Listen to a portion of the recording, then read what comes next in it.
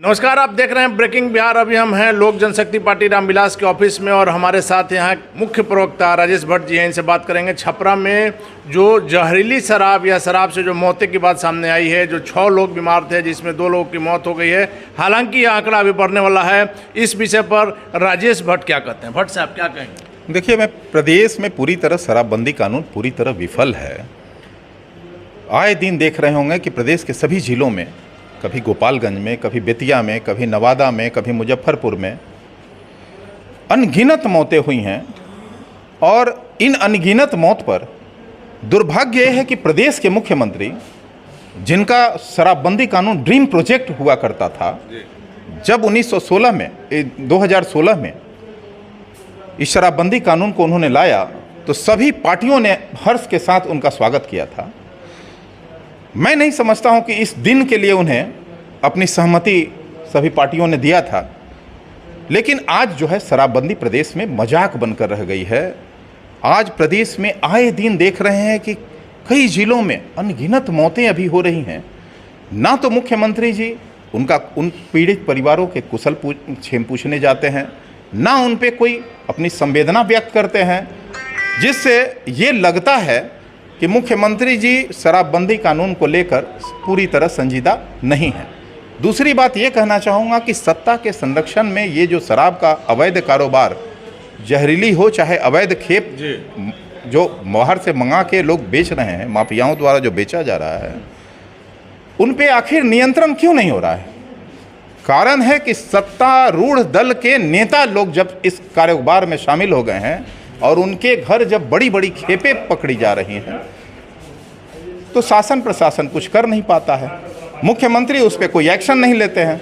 तो ये जो दोहरा मानदंड है, शराबबंदी कानून का जो माखौल उड़ रहा है, यह मुख्य इसका कारण है। और इसका दंश कौन झेल रहा है? इसका दंश गरीब झेल रहा है, दलित झेल रहा है, मजदूर झेल रहा है, रोज दिहाड़ी पे जो कमाने वाले लोग हैं वो झेल रहे हैं। सस्ती शराब आखिर जब गांव में बनता है तभी तो बिक रहा है। इसमें भी 6 मजदूर टाइप ही लोग हैं। जब गांव में शराब बिकेगा तो पिएंगे लोग। और इस पे प्रदेश के मुख्यमंत्री जी बेहद असंवेदनशील बयान देते हैं कि जब गलत चीज़ों का सेवन करेंगे तो मरेंगे ही।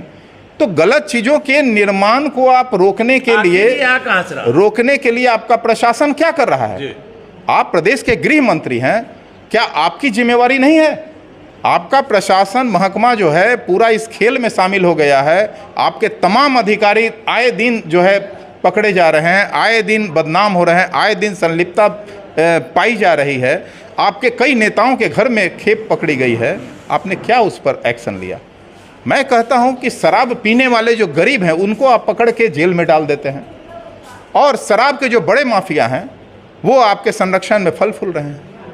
तो ये जो दोहरा मानदंड है, क्या शराबबंदी इससे बंद हो पाएगी कभी?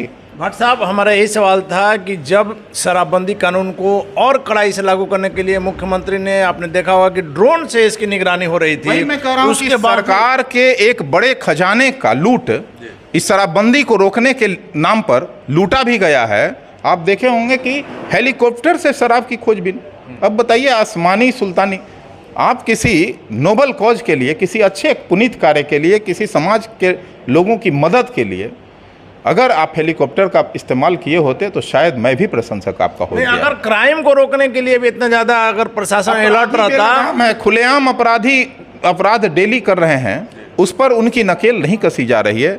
शराब की खोज के लिए झूठ मूठ का एक ड्रामा किया जा रहा है, ड्रोन कहीं उड़ा के दिखाया जाता है। मैं जब देखता हूं तो दुर्भाग्य महसूस करता हूं कि मैं किस प्रदेश में रहता हूं। पूरे देश में इस मामले को लेकर हंसी उड़ाई जा रही है। पूरे देश में बिहार का नाम कहीं ना कहीं शर्मसार हो रहा है, और मुख्यमंत्री जी पूरी तरह चुप हैं। कहने को तो शराबबंदी है, लेकिन शराब हर जगह मिल रही है। जब कोई प्रदेश में मरता है, मुख्यमंत्री जी कोई भी संवेदना व्यक्त करना पसंद नहीं करते, कोई उनके कुशल क्षेम पूछने नहीं जाते। एक व्यक्ति, मैं आपको बहुत गंभीरता से कह रहा हूं कि पार्टी के राष्ट्रीय अध्यक्ष आदरणीय श्री चिराग पासवान जी एक व्यक्ति हैं बिहार में, एक नेता हैं बिहार में, जो ऐसे तमाम घटनाओं में लगभग 100% उनकी उपस्थिति रही। उन्होंने उस पीड़ित परिवार से मिलकर उसका कुशल क्षेम पूछा, उनके भरण पोषण का कुछ व्यवस्था किया, जहाँ तक हो सका हर संभव उन्होंने सहयोग करने का प्रयास किया। क्या ये सरकार की जिम्मेवारी नहीं बनती है कि सरकार की गलतियों के कारण वह परिवार आज प्रभावित हो रहा है? तो यह जिम्मेवारी किसकी है? सरकार में गृह मंत्री हैं हमारे मुख्यमंत्री, और उनका प्रशासन आज लाचार दिख रहा है, प्रशासन पर उनका जो है इकबाल खत्म हो गया है। तो आखिर क्या कारण है? भट्ट साहब, आखिरी सवाल मेरा यही है कि हर जगह उनको इस्तीफा दे देना चाहिए। अगर उनसे नहीं संभल रहा है प्रदेश, तो मैं समझता हूं कि उन्हें इस्तीफा दे देना चाहिए। भट्ट साहब, हर जगह चिराग पासवान, छोटी घटना हो बड़ी घटना हो, जैसे खबर आता है चिराग पासवान वहां पहुंचते हैं, पूरी मानवीय संवेदना दिखाते हैं, यथासंभव जो उनसे मदद होता है करते हैं।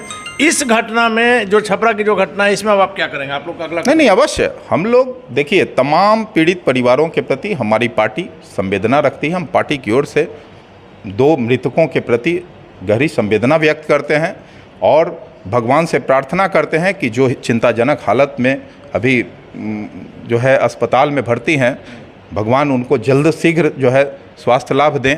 और ये दुर्भाग्य की बात है कि इस घटना में कई लोगों ने आंखों की रोशनी भी गंवाई है। उनके जीवन में तो हमेशा हमेशा के लिए अंधेरा हो गया है। नीतीश कुमार जी इस जिम्मेवारी को किस पे तय करना चाहेंगे?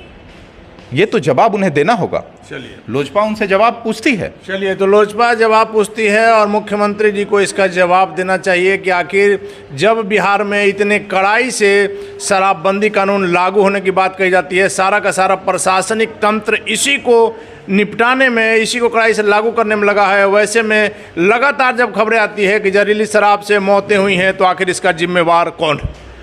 आगे क्या होगा देखना काफ़ी दिलचस्प होगा। फिलहाल आप बने रहें ब्रेकिंग बैग से।